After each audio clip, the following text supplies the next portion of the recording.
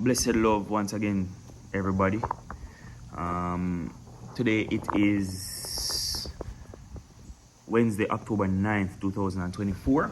And to say the least, it's going to be an interesting day for us here in Florida, especially in Central Florida, the west coast of Florida. We are currently bracing for Hurricane Milton. Hurricane Milton is scheduled to make landfall later tonight, and as I said, it's after 8 in the morning right now, and rain fall already. You know, it's already raining, and people are just kind of making the necessary preparations that they need to make. Yesterday when I was going to work at about 6:30 in the morning, that at 6:30 still dark outside, when I was driving past the Walmart close to us, the parking lot was already basically full, busy at 6:30 in the morning, you know. So I get the feeling that this time around, people are taking this thing serious, you know. People are taking it serious because it looks serious and it sounds serious. And I think because Helene passed by not too long ago, and it created so much, you know, problems for people there, even in North Carolina, that North Carolina, right? And the way how Helene came in, it never came from the East Coast, it came from the West Coast. And North Carolina, they up this up, if you understand what I say. And it did what it did. So, you know, people not taking a check right now. People as well on the West Coast, Tampa, Sarasota, those places, Cedar Key, these people have been trying to clean up from Helene as well. You understand? Them just try to clean up and thing, and for no say they are bracing again in the space of probably 2 weeks, bracing again for a major hurricane. I think when it makes landfall later, it's still supposed to be a category 4 or something like that. You understand? So that is no joke. You understand? That is no joke. So, you know, my prayers really, you know, is just with all of us who may be affected and thing. And all we can do is just pray, hope for the best, and there are certain things that are just out of your control. So like this morning, I just came outside and I just do like a 1-2 around the house and thing, and that's all I can do. What else can you do? You know, what else can you do? What else can you do?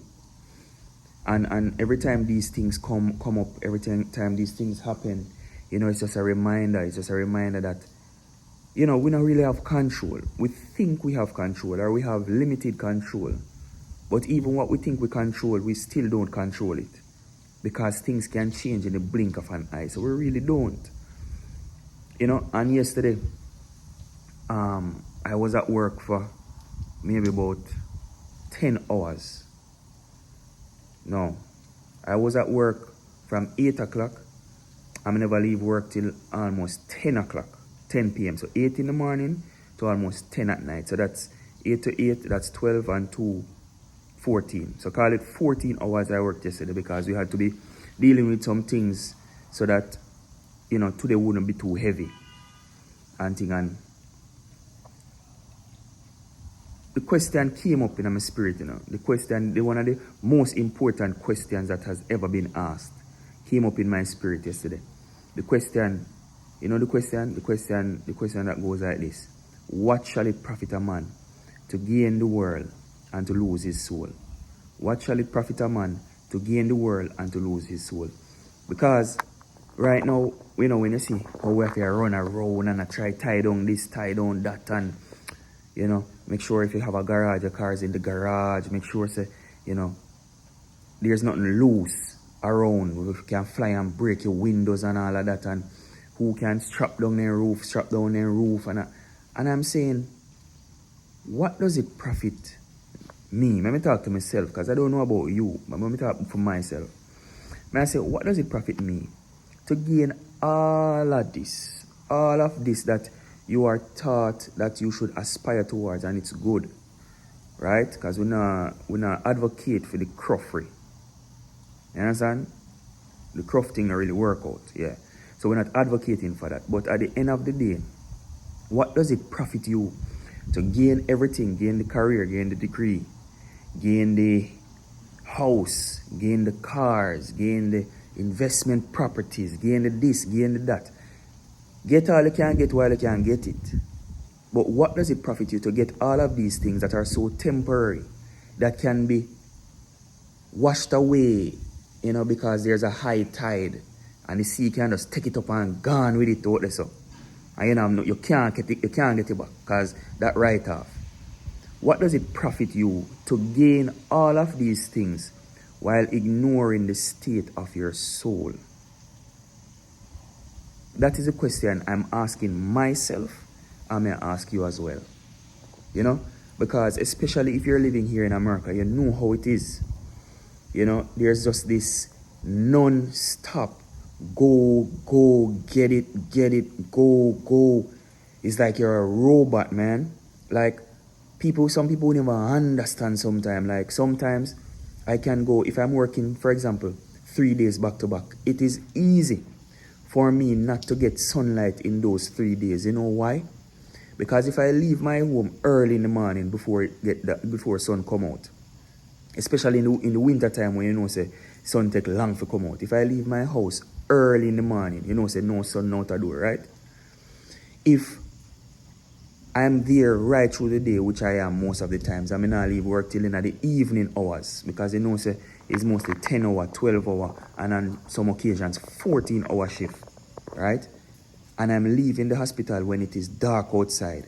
I remember I say lunchtime and 1 hour, 30 minutes. So by the time you eat, you just have to eat and go back inside and go back to work. So you don't really have time to really stay outside and all of that.